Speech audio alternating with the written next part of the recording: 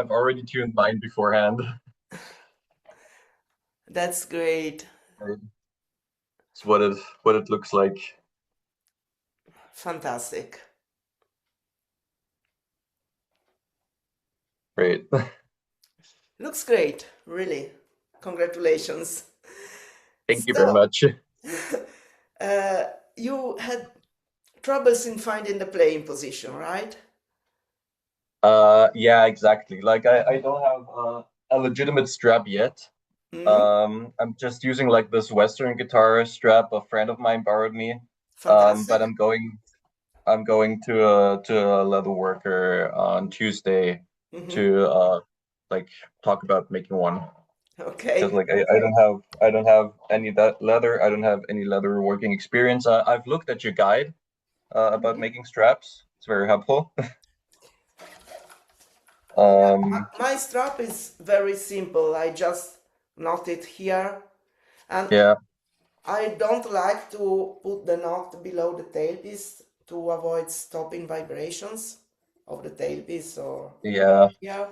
So I I put it just below here, and it has to be between 3 and 5 millimeters of thickness. mhm. Depends how much rigid you like it. Mine, I think it's about three Yeah, I millimeters. I put like a second detent on the end pin, like one Yeah, for great. the I don't know what it's called in English. Yeah, yeah, but And one for like the strap. And I thought about like maybe just getting a hole into the strap and then putting a leather string or something around yes, it so I can adjust the length. And I think it would be very secure yeah, and easy to adjust. that's perfect. And then my strap, it's really just a very simple shape, sorry, getting wider and then getting thinner again. And I Yeah. have a knot at the end, and I adjust the length from one of the two knots, and Hmm. then the knot goes just below the fingerboard. Yeah.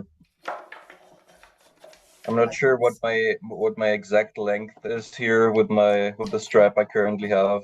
Yeah, But I think it's getting the something right like length. the Yeah, getting the right length is the most important part because really you feel wobbly and insecure until you don't get the right one, and then when you get the right one, it's just very simple. yeah.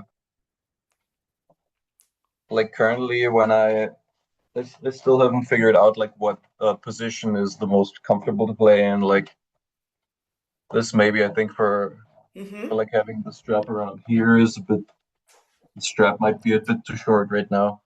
Um yeah, I guess like this. I borrowed like a Baroque bow from school because I read online that most people use Baroque bows. I didn't own one. Is your Um bow a Valin bow? it's a Baroque violin bow, yeah. Okay, that will work perfectly for a start. Yeah. And Like from I it, tried using my normal cello bow, but it's like a bit too long, a bit too heavy from like vibe. I don't know. yes, Do you have any experience using modern bows? yes. Well, with cello bows, I found that for me they are a bit too balanced on the tip, and so Yeah. I need something that is more balanced on the hand, in the hand. And Mm-hmm. I also use the modern bows, especially when I go at shows. So I have to give the bow in the hand of everyone. And so I brought with Yeah. me some carbon bows, like carbon discs, very plain carbon disc bows. And some people prefers Yeah. the viola bow, and other people prefers the cello bow. So I usually have both, and they work well. It depends from the hand of the player. And recently, I'm afraid I don't have it here with me. I bought carbon bow from Alibaba, which is a Valin Baroque bow. Mm-hmm. I bought it for Yeah. $17, and it works very well, but it works really like a modern bow, not like a Baroque bow as a mechanic. I mean, it has a high tip and And how do you hold it? Do you hold it like this, or do you yes. hold it like this? So Okay, because I've I mean, sorry, okay, horizontal players, the little finger is very important. That you normally don't use playing yeah, the cello, or you use it differently. ki- So yes, kinda, yeah. it what makes Like the balance. my cello grip would be something like this, but I guess here it's more like this? Question mark. Yes, well, the the little finger has to be round and on the stick, Yeah. and you need to be able to make this to control this movement, and so you Mm-hmm. can also do this, but I think that you already have a sensibility on bow, so it's just a matter of getting used to the position. And well, I think your other fingers are a bit too on the tip. Just leave them. With the Okay. violin bow, we use the first finger and the little one. The other, Yeah. the other are just relaxed on the bow. Exactly. It feels like the entire weight is on my little finger. Yes, but that is looks like a good position. Just Okay. you are a bit tensed on the little finger, so try to be more round. I mean to study a bit this elasticity of the fingers, to do a little bit of circles or Yeah. balancing plays. I'll definitely spend my time doing that. Yeah, just a little bit. Then the other important thing, apart from the length of the strap, is that you find the right place here. Uh, because, like when we play Baroque violin, I've never played a Baroque violin. I have a violin but it's without a string. But Baroque Yeah. violinists find a spot here where the violin is Mhm. perfectly stable. I have my normal violin here that I built. I don't know if that helps. But it has like a chin rest and stuff, so Yeah. I No, don't the know. idea is that Translate over. we have a spot here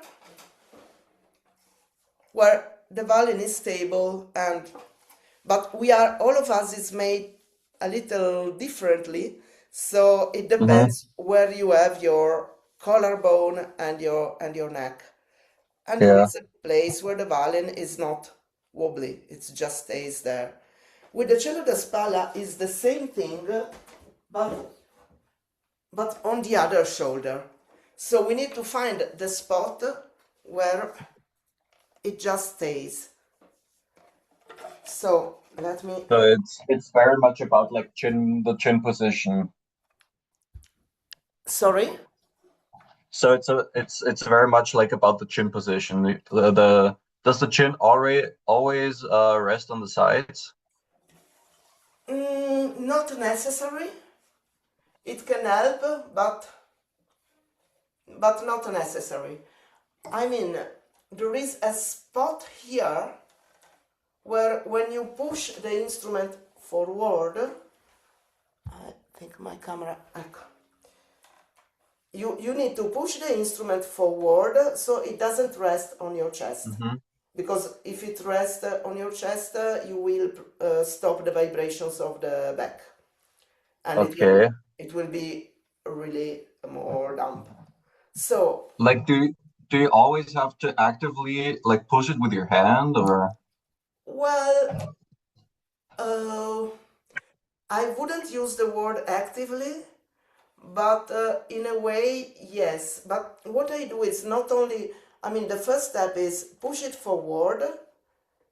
You see Hmm. that I have space behind here.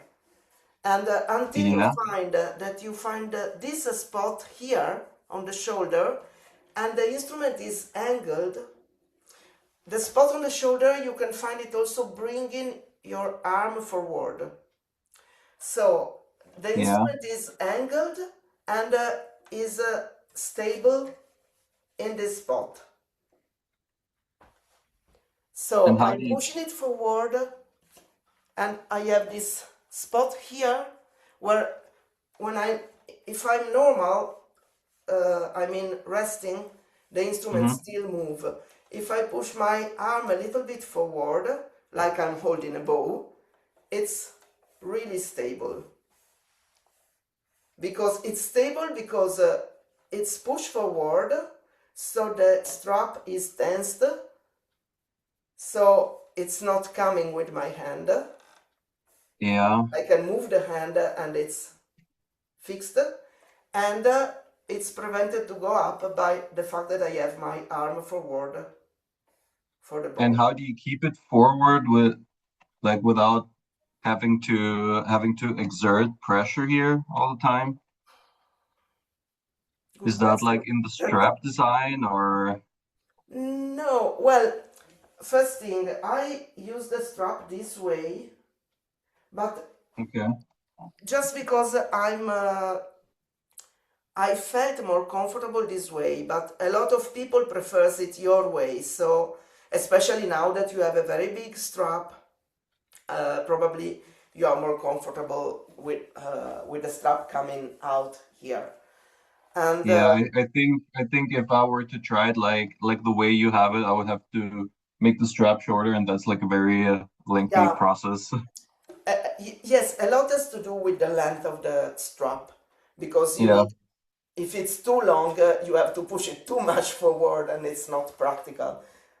yeah. So what if you can see that if I have it at the right angle, I don't need to have my chin to keep it steady and it's Hmm. not wobbly. And I don't know how to say, I'm not actively pushing all the time, but the fact that I Yeah. have my hand here keeps it in position. Well, And and what would actually, like the position look like if you take away your hand, like from the side view? mm, Like if you didn't. Okay, okay. it falls. I mean, it's still a very comfortable position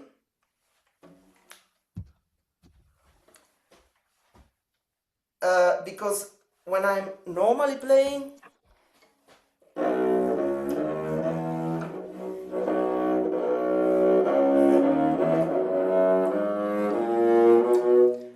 I don't feel I'm pushing it forward. I mean, this is maybe a Yeah, so little it, bit exaggerated to show you when I play, yeah. but also I don't get scared in it if it moves a little bit because I Hmm. know it's stable.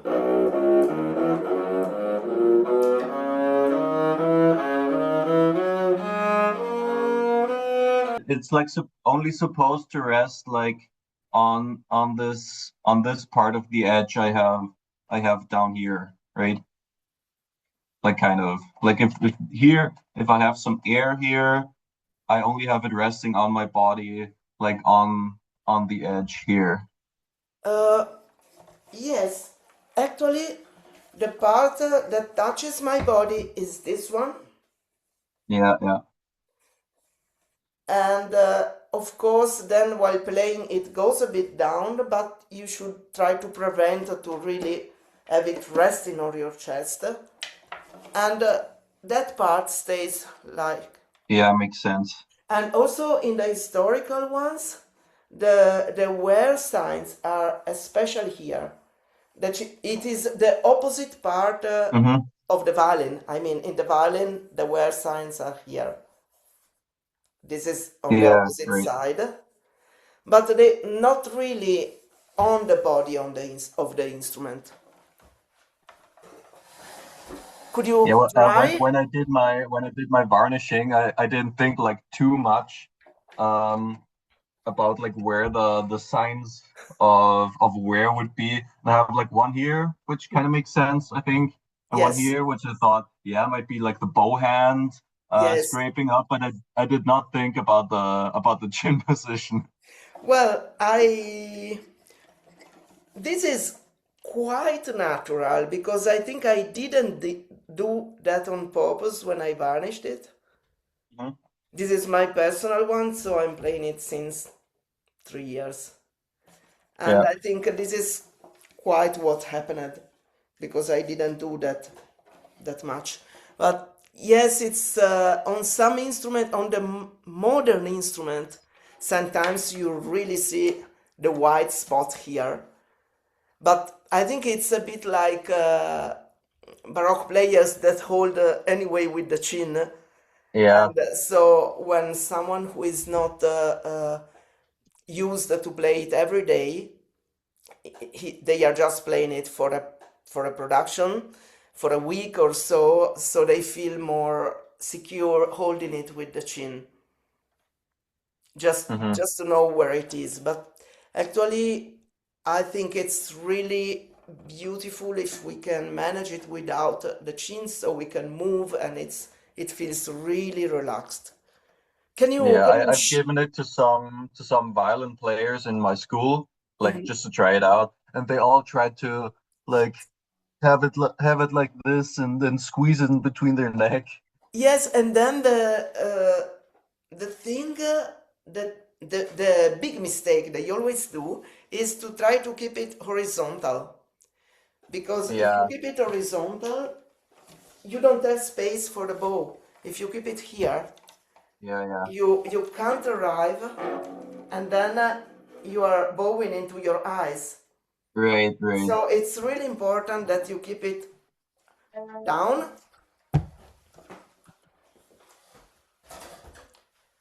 that you keep it really like a clock. Yeah. Clock, it would be like 4 hours or Mm-hmm. 8, 8 o'clock or 4 o'clock, I don't know. Which is, I think you're in a perfect position now. Just Mm-hmm. maybe the strap is a bit short. It's a bit high like this, but this you can adjust.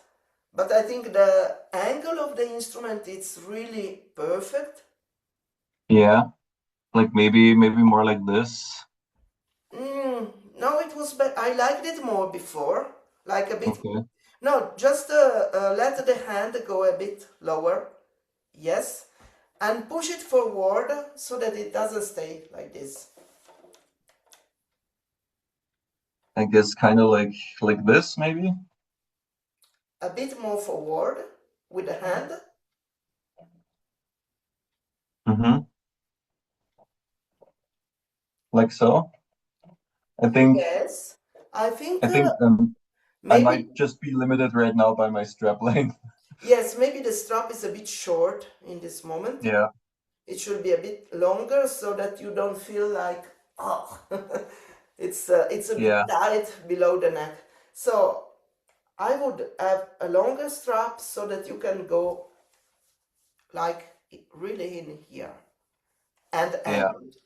When you find this angle, so the instrument at 8 o'clock and angled at the shoulder, then you can also move it, feel it more relaxed, and it will not touch your chest so much that because if the back is against your chest, it will move. So if you try to play and the instrument is moving like this, it's because it's resting on your chest and you just have to push it forward and it doesn't move anymore. Yeah, something like this maybe.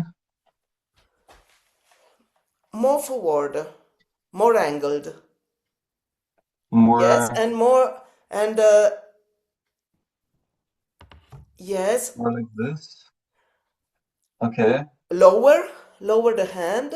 Yes, and push it a bit forward. Let me see from the front where it is. This looks very nice. Okay, okay.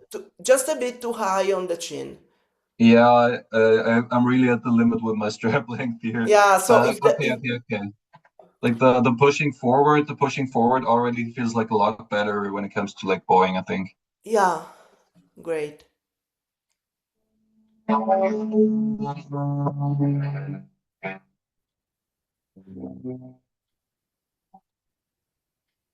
it's like normal that it's not possible to like maybe it's possible, but to fully play out the bow on the C string, right?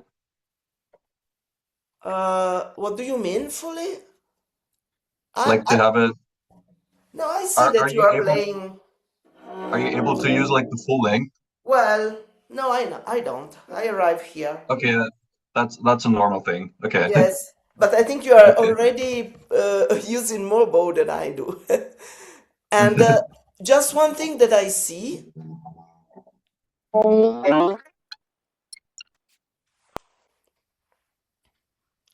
Yeah, already feels a lot better than what I was doing before.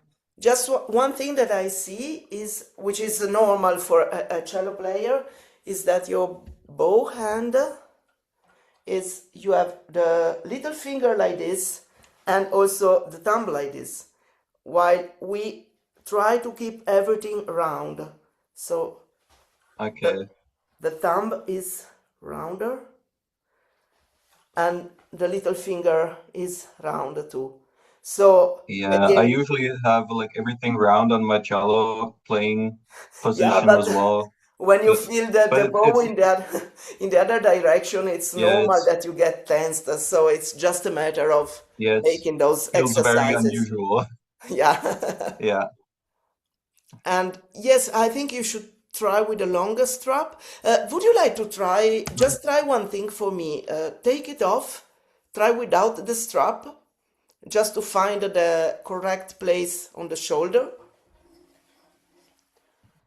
Like I can make try to make the strap a bit longer. Just takes like 2 minutes. as you like. Okay.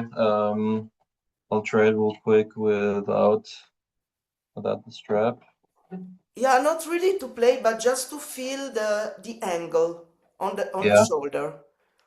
Go lower, lower with the hand, and forward. Yeah. Leave out the other hand. You can hold it just with one. Yes, and uh, turn a little bit on the other direction. Like this. Okay, it's too horizontal. Keep it a little, let it be, yes, perfect. And now Okay. Okay. let me see on the other side. It's too much over here. Over here, it should go more on the shoulder. Okay. Like just where the arm stops it. Yes, where Okay. where you feel where you feel the muscles of your arm and shoulder here. Yeah. If you push the arm forward, the muscles have make a sort of yes.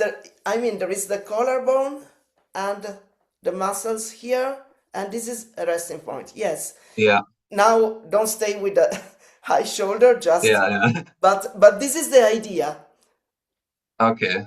and It almost feels a bit difficult to have like when it's so low and so far outward to like crank yeah. my hand this way. I couldn't play without the strap, but I saw people playing without the strap, so it's possible, but I don't know how. But Yeah. the idea is just to feeling, and I feel that now you were uh, letting it rest a bit too much there, and Yeah. I have it a bit like probably really the place where there is the tailpiece, really the center of the bout is resting on the shoulder. Yeah. And Yeah. Hmm. how to show you? Yeah, that looks Something like this. really good. Okay. How does it feel? Uh-huh. Feels better, I think. It's still a bit difficult, like turning my hand like that far that far left. Um, Yes, but that's I another think thing. that's That's like the same for me when I try to play violin. Uh, yes, that's like another this playing position is just much more ergonomic to me because I'm used to it. that will take a Okay, bit of time, but it will come. so like this, I would say, right? Yeah. And another thing is uh, don't try to look at the strings while you play because they are all you can't really see one of them. You probably see Yeah, only four strings. yeah, So just trust your arm, and the difficult thing for you will be that you have trebles and basses, while on the yeah. cello is basses and trebles. So here Great, you, great. on the cello you Like have basses and trebles, and here you have trebles and basses. the So most difficult thing for me in a way is like having the diatonic fingering like you have on the violin. That's very confusing. I tried to play it with like the chromatic one and yeah, it's easier, but I guess it's like not how you're supposed to do it. Guess it's like supposed to be well, actually, I know two people who plays it with the chromatic fingering, and I think doing that you miss the advantage of having an octave in your hand. okay. And so if you play with the chromatic fingering, you probably need more shifting of position. But it's very interesting because when you play cello music, it's often written for chromatic fingering, so it makes sense. Yeah. So it depends really what you're playing, and I think the best thing would be to be able to use both, Mm-hmm. and that will come with time because there is some music that you really need the octave in your hand, and there is other music in which you really need those really neat intervals, and so I Yeah. wouldn't be too crystallized on that. Okay. But like the normal way you're supposed to do it, like if you're playing a C major scale, is like the empty string first, and then you have like Yes, and then you put like your second finger back, but you still have your third finger forward, right? yes.